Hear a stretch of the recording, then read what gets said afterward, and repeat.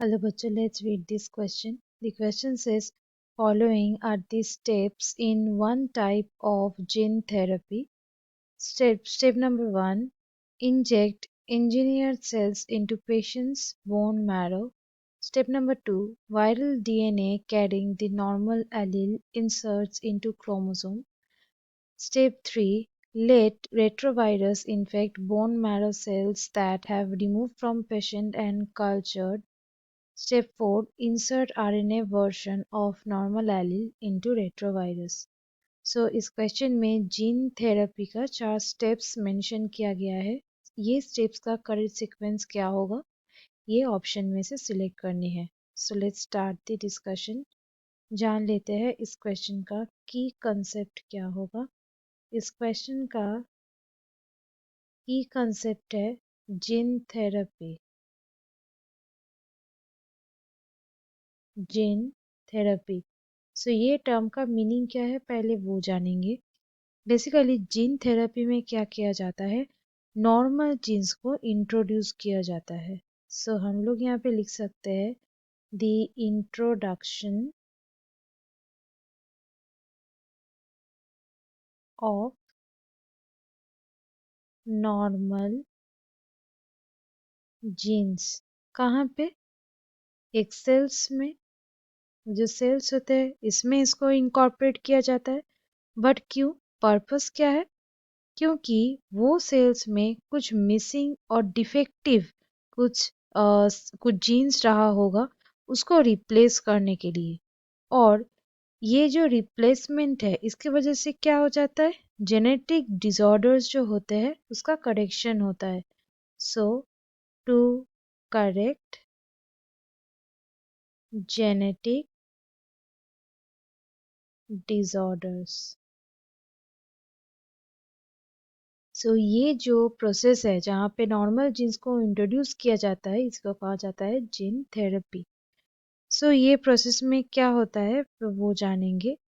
Basically ये gene therapy करने के लिए मतलब जो नॉर्मल जीन्स है उसको इंट्रोड्यूस करने के लिए पहला जो फॉरमोस्ट स्टेप है वो है आइडेंटिफिकेशन। सबसे पहले आएगा आइडेंटिफिकेशन। क्या आइडेंटिफाई किया जाएगा,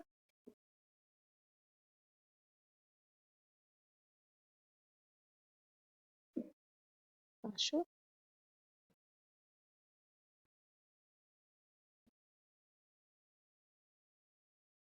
non functional jeans.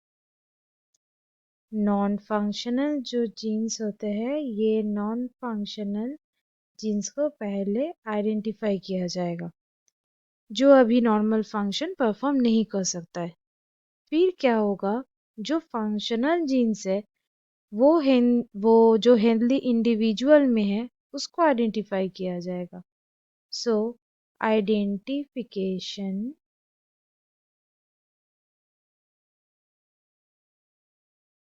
Of healthy jeans जो नॉर्मली फंक्शन कर रहा हो। फिर होगा इसका आइसोलेशन, ताकि वो इंट्रोड्यूस हो सके। देन आइसोलेशन के बाद एक रिकॉम्बिनेंट डीएनए बनाया जाएगा। रिकॉम्बिनेंट डीएनए बनाया जाएगा और रिकॉम्बिनेंट डीएनए बनाने के बाद एक डिजायर्ड डीएनए हमें मिलेगा। फिर जो डिजायर्ड डीएनए है, जो डिजायर्ड डीएनए है देन उसको इंसर्ट किया जाएगा। इसका होगा इंसर्शन, कहाँ पे, जो टारगेट सेल है वहां पे। अब इसको इंसर्ट करने के बाद ये क्या करेगा, नॉर्मल जो फंक्शनल एंजाइम है वो प्रोड्यूस्ड हो जाएगा। So production of normal enzyme. इस तरीके से क्या किया जाता है, होस्ट सेल में नॉर्मल जीन्स को इंट्रोड्यूस किया जाता है।